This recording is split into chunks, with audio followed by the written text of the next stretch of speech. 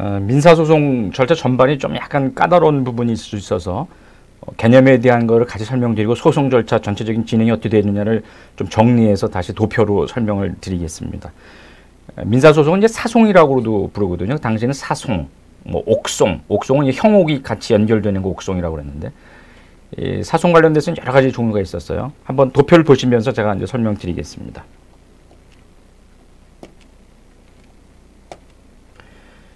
먼저 인륜에 관련 소송이 있습니다. 요거는 이제 친자 확인을 구하는 소송을 얘기를 합니다.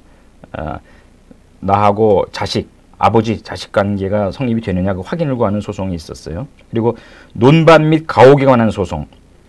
이걸 보시면 전형적인 소유권 분쟁의 대표적인 예라고 할 수가 있습니다. 소유권 분쟁의 대표적인 예.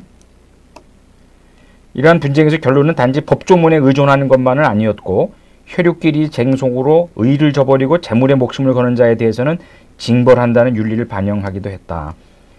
아무래도 논밭하고 이제 가옥과 관련된 이런 소송이 많았을 것 같아요. 또 볼까요?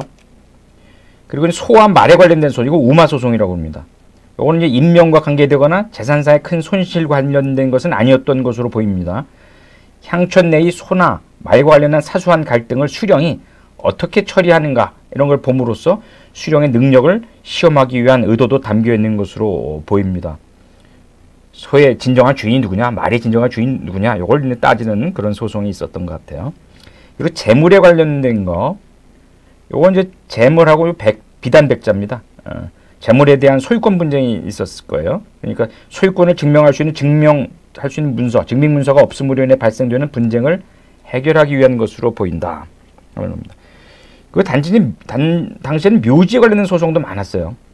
그러니까 묘지가 있는 산 관련된 산송, 산의 소유권이 누구에게 속하는가, 이런 산송으로 번지기도 했는데, 조선 후기의 대표적인 송사 가운데 하나로서 싸우고 구타하고 살인하는 사건의 절반이 이 묘지 소송, 이것이 이제 다시 산송으로 비화가 된다 하는 얘기죠. 이 사건 절반이 이루어 말미암은 것일 정도로 그 비율이 높았다 하는 얘기입니다. 노비소송, 이것도 상당히 많았어요. 그 고려 말에 이 노비와 관련된 소송이 아주 본물을 이룹니다. 굉장히 많았어요. 노비소송. 노비는 토지와 함께 주요한 소유물이었다는 거죠. 주인의 주된 분쟁의 대상이 되었다. 노비소송 같은 경우는 이제 조선시대에 들어오면서부터 신분질서에 엄격한데도 불구하고 노비가 주인을 상대로 소송할 경우 이건 신분질서 파괴하는 그런 현상이 나타났기 때문에 굉장히 엄하게 다스렸던 내용 중에 하나입니다. 소비대차, 돈 빌리고 하는 거 말이죠. 채권 채무소송입니다. 당시 고리대를 법으로 금했음에도 이를 근절시킬 수는 없었죠. 그래서 당시 사채로 인한 돈 빌려 쓰고 하는 분쟁이 잦았음을 알 수 있다는 겁니다. 군역부담, 당시에는 역을 부담을 해야 되겠죠. 그래서 인증을 사람을 징발하려면 본래 부담자의 거주지가 확실해야 되는데 이를 놓고 쟁송을 벌이기도 했다. 역과 관련하여 또는 향역의 면지 여부를 재판에서 다투기도 했다 하는 겁니다. 이것이 이제 사송의 종류가 되겠습니다. 다음은 이제 재판 절차 진행 관련된 것인데, 이거 소위 청송시라고 했습니다. 청송식. 소지가 접수가 되면 관청에서는 이제 원고 소를 제기한 사람을 부르죠. 그래서 너 이제 소송할래? 그래서 시송다짐이라고 하는 걸 받습니다. 시송다짐. 너 제대로 이제 할 거지 소송? 그리고 나서 이제 재음이라고 해서 너 피고가 될 사람은 네가 불러와라. 이렇게 해서 재음이라고 하는 것을 그 문장에 써놓습니다. 그러니까 피고를 누가 데려왔냐? 관청에서 그걸 강제할 수는 없는 것이거든요. 그러니까 이제 피고를 데려오는 사람은 이제 원고가 데려오는 겁니다. 그러면서 이제 소송이 진행이 되는데, 그 다음에 해야 할 것은 이제 당사자인 원고 피고가 사실의 주장을 하고, 그리고 증거도 제출해야 됩니다. 이것은 이제 오늘날에도 이제 소위 변론주의라고 해서, 그리고 당사자 처분권주의라고 하는 그런 원칙이 있는데, 당시에 이미 이런 변론주의라든가 당 처분권주의가 있었던 것 같아요. 변론주의라고 하는 것은 사실의 주장이라든가 증거를 누가 해야 되느냐, 당사자에게 맡겨두는 거. 이 제도를 바로 변론주의라고 합니다. 법원이 알아서 하는 게 아니었다는 거죠. 그러면 이제 당사자가 제출한 사실 주장이라든가 증거를 모아놓고 그 판단은 누가 하느냐, 법원이 이제 하는 것이죠. 그럼 조선시대 민사재판제도의 특징은 다짐을 받아요. 당사자로부터. 그게 바로 처음 시작할 때 받는 시송다짐. 그리고 당사자가 증거를 제출하고 그 다음에 하는 것이 바로 결송다짐. 이런 연후에 비로소 이제 법원이 이제 판단을 하게 되는 것이죠. 한번 요 도표 한번 보실까요? 예. 소지의 접수가 됐다. 소장의 접수입니다. 그럼 송사를 할 것인가의 의사를 다짐받습니다. 시송다짐. 그리고 양측의 시시비비를 적은 글을 그걸 바쳐야 되는데 요 소지를 제출하는 사연을 이제 발괄이라고 했다. 발괄. 시시비비를 적은 글을 바치고 관련된 문서, 문기를 제출하도록 한다. 요거는 이제 어디까지나 당사자의 의무라고 할 수가 있겠습니다. 그 다음에 이제 이렇게 변론 및 증거가 제출되면 요 부분에 대해서 이제 조사를 하고 확인 과정을 거치게 되는 거죠. 그 이후 계속해서. 증거문서의 제출 및 조사입니다. 사실주장을 뒷받침할 증거문서를 제출을 하도록 한다. 이러한 내용들을 검열한 뒤에 이를 봉인하고 원고와 피고가 그 봉함에 서명케 한다. 굉장히 그 당시에는 서명이 많았어요. 중간중간 뭐 서류를 제출하고 또 서명하고 이렇게 해서. 그리고 이에 대해 다짐을 받은 다음 문서를 본 주인에게 돌려준다. 문서를 후일 다시 제출하게 할 때는 다시 문초하여 다짐하는 글을 완성시키고 개봉한다 하는 겁니다. 그러니까 증거가 될 문서의 제출, 그다음에 조사 이런 과정이 있었다는. 여러분 여기 보시면 이제 결송다짐이 나오잖아요. 결송다짐. 이거는 이제 오늘날 얘기하면 변론이 종결됐다는 것을 얘기합니다. 결송다짐. 결송. 거기에 이제 붙여서 어떤 내용의 이제 신청을 하는 판결을 신청하는 이 판결을 내려주십시오라고 하는 이제 일정 서식 관식에 맞춰가지고 제출하는 거죠. 이렇게 판단해 주십시오. 거기에 쓰는 건 뭐냐면 저희들이 소송한 것을 각자의 다짐을 상고하여 관식에 따라 처분하여 주십시오라는 식으로 판결을 신청하는 거. 이 결송다짐과 함께 이런 것이 이제 같이 부기가 되는 거죠.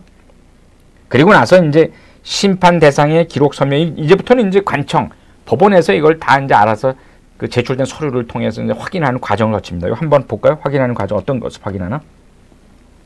문서의 선우, 공부의 등록 여부, 관의 증명 규정의 적부, 틀림없이 꼭 맞느냐 안 맞느냐고 보고, 거주처 관사의 증명 여부, 제소기관의 적부, 제소기관을 갖췄느냐, 그리고 조사하는 문서의 비교 및 대조, 문서의 변조 여부, 문서의 첨상 여부, 인적 서명 등을 확인한다는 거죠. 증거문서, 작성연월일, 처리한 당상관, 낭청의 재판연월일, 성명, 관인 등을 조사, 확인하는 이런 과정을 거칩니다. 굉장히 당시 그 재판 제도를 보면은 민사재판 그 소송 절차가 굉장히 나름대로 격식을 갖춰서 그렇죠? 절차가 굉장히 까다롭게 돼 있었다는 거죠. 그럼에도 불구하고 이렇게 잘 돼 있는 거를 사람들이 잘 지켜내지 못했던 그런 부분도 있었던 것 같아요.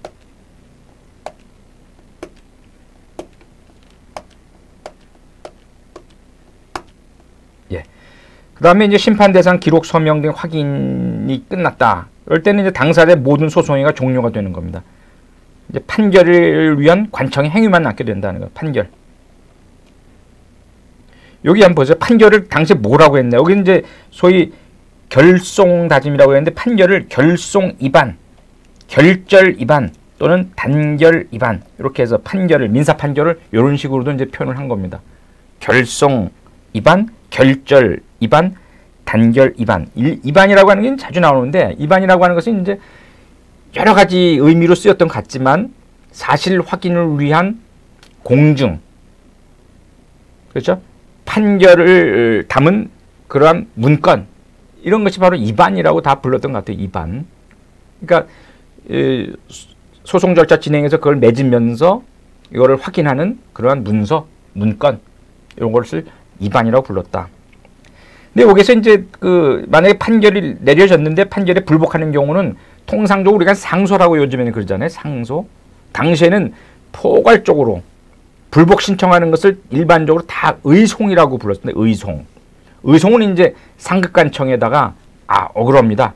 이걸 다시 한번 판단해 주십시오. 이렇게 하는 것은 이제 의송이라고 했다. 의송.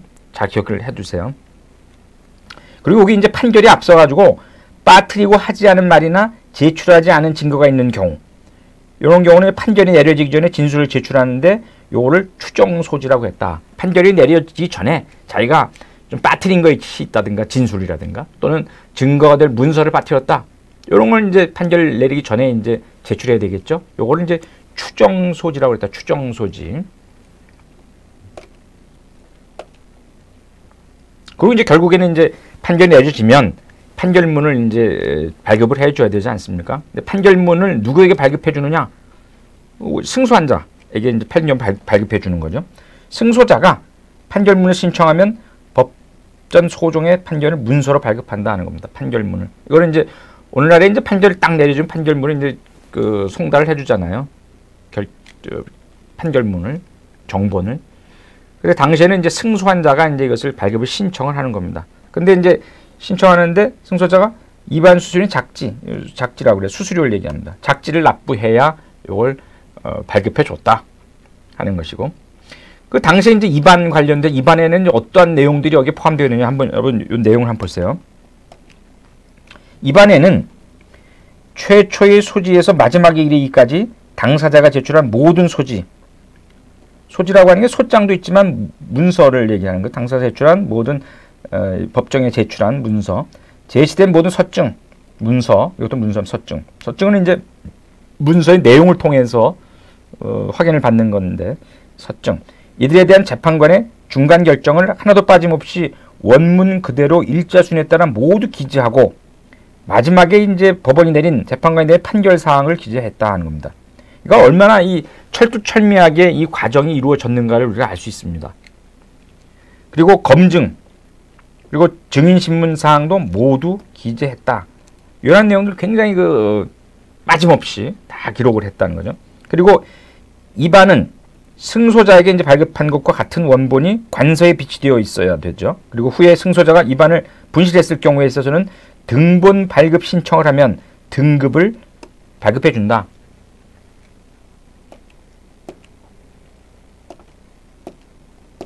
요거는 이제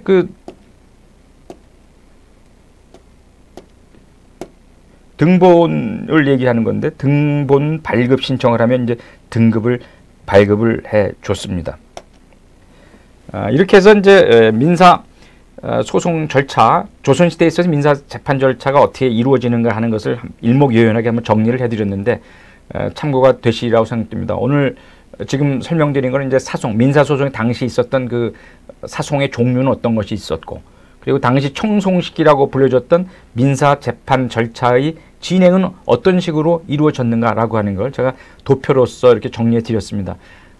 지난 시간에 이제 확인했던 내용들에 대해서 다시 한번 정리하는 그런 기회가 됐으면 합니다.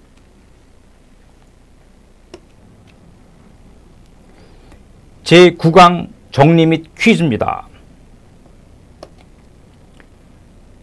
첫 번째, 조선시대 민사재판의 원칙은, 민사재판할 때 그 원칙 제가 무엇을 중시한다라고 하는 표현을 썼습니다. 문서의 내용 이런 게 중요하다고 그랬죠. 문서의 내용에 따라서 재판하라 이런 것입니다. 두 번째, 조선시대 장애원은 어떠한 기구인가? 장애원도 마찬가지로 이제 소송을 담당하던 기구였는데 특별히 무엇을 위한 소송이었냐 하는 겁니다. 세 번째, 조선시대 외지부란 무엇이냐? 외지부는 어떤 대우를 받았나? 외지부는 오늘날의 변호사 집단과 같다 그랬죠. 변호사 집단과 같은 소송을 대행해주고 법률 자문도 해주고 뭐 이런 역할을 했었습니다. 외지부는 과연 어떤 대우를 받았을까요? 한번 찾아보시기 바랍니다. 네 번째, 조선시대의 소지는 어떤 것 제출했나? 소지는 오늘날 소장에 해당되는 거. 소지는 뭐 아무데나 갖다 바쳤나요? 소지는 무엇을 위한 것이었나 여러분 잘 아실 겁니다. 소지라고 하는 거. 어디다 갖다 제출했습니까? 다섯 번째, 조선시대에 재판에 불복하여 상급기관에 소를 제기하는 걸 통칭해서 무엇이라 불렀나? 오늘날에 이제 상소라고 그러죠. 오늘날 상소, 항소, 상고 뭐 이런 게 있죠. 당시에는 이런 것들을 총칭해서 불렀습니다. 뭐라고 불렀을까요? 여섯 번째, 조선시대 청탁을 금하기 위해 두었던 법은, 이거는 제가 고려시대 때의 경우와 조선시대 때의 경우를 비교해서 여러 차례에 걸쳐 설명을 드린 바가 있습니다. 과연 이건 소위 분경이라고 그러죠. 분경, 역관운동. 뭔가 대충 생각이 나실 겁니다. 7번째, 상피제도. 상피제란 뭐냐? 요거는 이제 고려시대 때부터 이제 상피, 뭐 이런 것이 이제 아무래도 정착된 것 같습니다. 중국에 있어서의 비슷한 제도가 있어서 중국에서부터 유래를 했다. 제가 말씀드린 바가 있습니다. 상피제란 무엇인가? 도표정리입니다. 소송진행 절차, 장애원역이 나왔습니다. 요 그림을 한번 봐주세요. 삼도 득신법이란 요거는 이제 판결의 반복을 합리적으로 제한하기 위한 것이다는 거죠. 2번 승소한 경우 그대로 확정된다는 거죠. 3도 3번을 해서 거기에서 결과를 얻도록 한다 하는 겁니다. 2번 승소한 경우 그대로 확정된다. 고려 말의 5결 종 3도, 3결 종 2도의 원칙을 바탕으로 발전하였다. 요거는 이제 소송 절차 관련된 거 다시 한번 설명드리는 의미에서 제가 여기다 도표로서 정리를 해봤습니다. 소송의 심리 개시, 소지를 제출하게 되면은 관청에서는 이제 부르죠. 소장을 제출한, 소지를 제출한 사람 불러서 송사를 할 것인지 의사를 다짐받습니다. 이거 시송다짐이라고 합니다. 시송다짐. 두 번째로 사건의 실정신문입니다. 양측이 시시비비를 적은 글을 바치고 소지를 제출하는 사연을 이제 발괄이라고 하는 거죠. 발괄. 관련된 문서를 제출하도록 합니다. 그리고 증거문서 제출. 사실 주장을 뒷받침할 증거문서를 제출하도록 합니다. 이게 중요하죠. 증거문서.